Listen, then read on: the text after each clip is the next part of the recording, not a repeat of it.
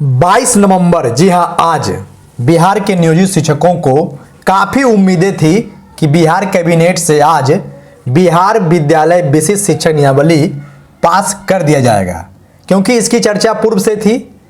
हालांकि आज यानी 22 नवंबर को कैबिनेट ने बिहार के नियोजित शिक्षकों की नियमावली, बिहार विद्यालय विशिष्ट शिक्षक नियमावली को पास नहीं किया। क्यों नहीं किया, आगे इस वीडियो में बात करेंगे।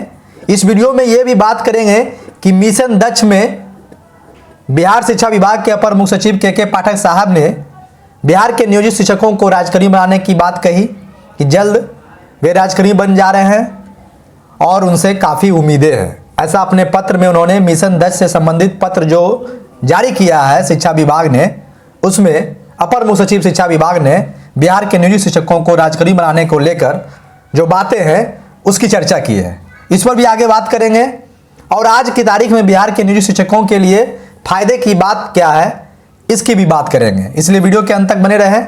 चलिए बात करते हैं। बात करने से पहले ये कहेंगे कि आपके लिए जो ज़रूरी खबरें होती है वो टीचर जंक्शन यूट्यूब चैनल के माध्यम से देने का प्रयास करते हैं, इसलिए चैनल को सब्सक्राइब कर बेल आइकन दबा दें ताकि ऐसे ही खबरें हम आपके बीच लाते रहें। चलिए बात करते हैं कि आज 22 नवंबर को बिहार कैबिनेट से नियोजित शिक्षकों की नियमावली को पास क्यों नहीं कराया गया। जो बातें निकल कर आ रही है कि बिहार में जो बीपीएससी की परीक्षा चल रही है और TRE 1 में हजारों की संख्या में नियोजित शिक्षक पास किए हैं और वे इंतजार कर रहे हैं कि नियमावली जल्द से जल्द आए और कन्फ्यूजन दूर हो और हम योगदान नहीं करें, क्योंकि बिहार के नियोजित शिक्षकों को जिन्होंने बीपीएससी पास किया है उन्हें 30 नवंबर तक विद्यालय में योगदान करने का अंतिम डेडलाइन दिया है। वैसे में हजारों की संख्या में नियोजित शिक्षक इंतजार कर रहे हैं और सरकार और सिस्टम विभाग चाहती है कि जो भी नियोजित शिक्षक बीपीएससी पास कर गए हैं, जो जिला बीपीएससी ने उन्हें आवंटित किया है और जो विद्यालय रेंडमली सॉफ्टवेयर के माध्यम से आवंटित किया गया है, वे वहां जाकर योगदान कर ले।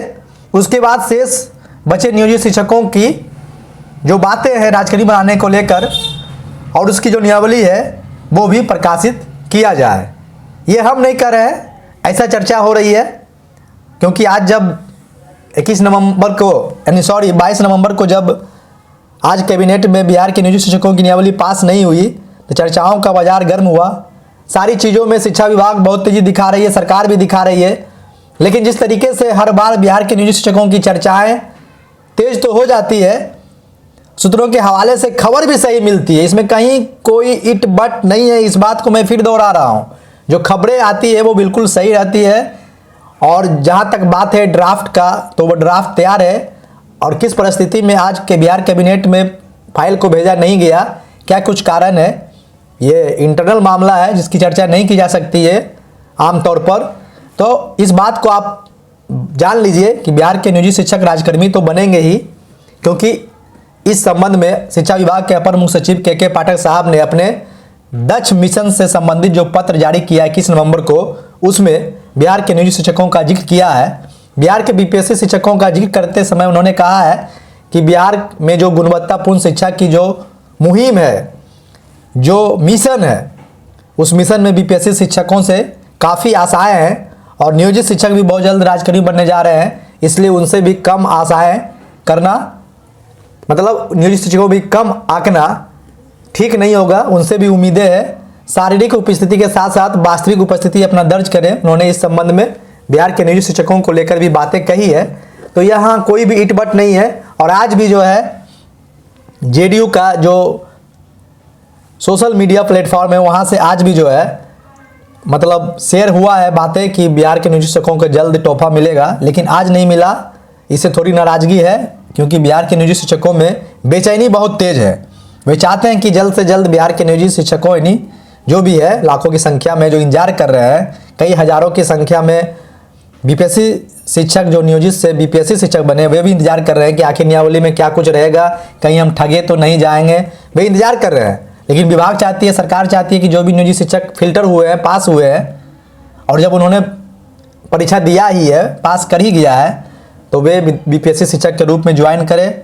और ऐसी चर्चा है, सच्चाई क्या है वो तो दिन पर दिन जो है, परत दिन परत जो है खुलेगी, इसका इंतजार करना होगा। लेकिन एक बात तो तय है कि बिहार के निजी शिक्षक राज्यकर्मी बनेंगे, इसमें कोई इटमट नहीं है। खबरें सही थी, आज पास होना था लेकिन फाइल नहीं गई, ऐसी सूचना मिली है फिर से। और आपको बता दें कि जो पाठक साहब ने अपने 10 मिशन संबंधित पत्र में लिखा है उस पर कहीं कोई सवाल नहीं है। और अब जो चीज़ें निकल कर आई है, जो अनुसंधान का दौर चला और आगे भी चलता रहेगा, उससे एक बात तो स्पष्ट हो गई कि शिक्षकों की उपस्थिति बिल्कुल संतोषजनक हो रही है। पहले कुछ दिक्कतें थी कहीं कहीं, और जो बदनामी का दाग लगा रहता था कि शिक्षक आते नहीं है, पढ़ाते नहीं है, तो जब सरकार के सिस्टम ने इस चीज़ का निगरानी खुद किया तो वे स्पष्ट हो गए। बिल्कुल उन्हें विश्वास हो गया कि नहीं, शिक्षक आते हैं, बच्चे भी आ रहे हैं। और अब यहाँ पर मिशन गुणवत्ता, जी हाँ, क्वालिटी एजुकेशन की बात पर फोकस किया गया है। और अनुसंधान के जो फॉर्मेट है उसको भी बदल दिया गया है। मिशन दक्ष में जो है क्लास 3 से क्लास 8 तक के बच्चों को रीडिंग कैपेसिटी जो होता है, जो पढ़ने में, रीडिंग करने में कमज़ोर है, जिन्हें अक्षर ज्ञान नहीं है, खासकर हिंदी में, या फिर बेसिक नॉलेज किसी भी विषय का नहीं है, हिंदी, अंग्रेजी, गणित, भाषा और गणित का, उसको लेकर 1 दिसंबर से एक बड़ा कैंपेन अनवरत चलेगा। और इस संबंध में शिक्षा विभाग के अपर मुख्य सचिव ने बहुत ही अलग ढंग का मार्गदर्शन जारी किया है और इसमें कमेटी भी गठित किया है, जिसमें प्राइमरी डायरेक्टर जो है अध्यक्ष है। कई तरह की बातें इस पत्र में की गई, जो आपको स्क्रीन पर हम स्क्रॉल करके दिखा रहे हैं। मिशन दक्ष में 25 लाख से अधिक बच्चों को दक्ष किया जाएगा, क्योंकि ये बातें सही है कि जब हिंदी पढ़ने नहीं आएगा, गणित में संख्याओं की पहचान नहीं आएगा, आरोही क्रम, अवरोही क्रम, यानी जो बेसिक चीज़ें हैं गणित की वो नहीं आएगा, तो फिर आगे की पढ़ाई कैसे होगी। क्योंकि अनुसंधान के दौरान शिक्षा विभाग के अपर मुख्य सचिव ने खुद देखा कि क्लास 8 के बच्चे को हिंदी सही से पढ़ने नहीं आ रहा, अक्षर पढ़ने नहीं आ रहा, सही से जोड़ घटाव गुना नहीं आ रहा है।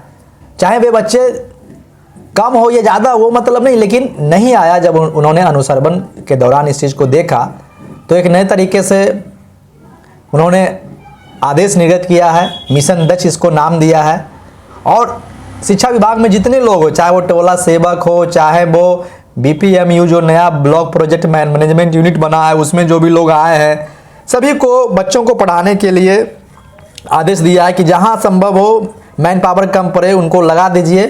क्योंकि बस अभी जो है बच्चा जो साक्षर नहीं, जिन्हें पढ़ने नहीं आ रहा, नाम लिखने नहीं आ रहा, ना सही से पढ़ने आ रहा, ना सही से लिखने आ रहा, कम से कम ये जो बेसिक कमजोरी है उसको दूर करे। और इसके लिए लंच के बाद, खेल घंटी के बाद जो है विशेष क्लास आयोजित करने के लिए कहा। और सबसे बड़ी बात है कि इसमें यदि शिक्षक कम पढ़ते हैं तो माध्यमिक शिक्षक जो क्लास नहीं लेते हैं, बैठे रहते हैं, ऐसा हम नहीं कर रहे हैं, बल्कि इस पत्र में जिक्र किया गया है, उन्हें भी जो है मतलब माध्यमिक से नीचे प्राइमरी सेक्शन में यानी 6, 7, 8 को भी पढ़ाने के लिए आदेश विभाग ने जारी किया है। और इस संबंध में तमाम जो शिक्षा विभाग के यूनिट है, जो काम करने वाला बॉडी है, उसको निर्देशित किया जा चुका है।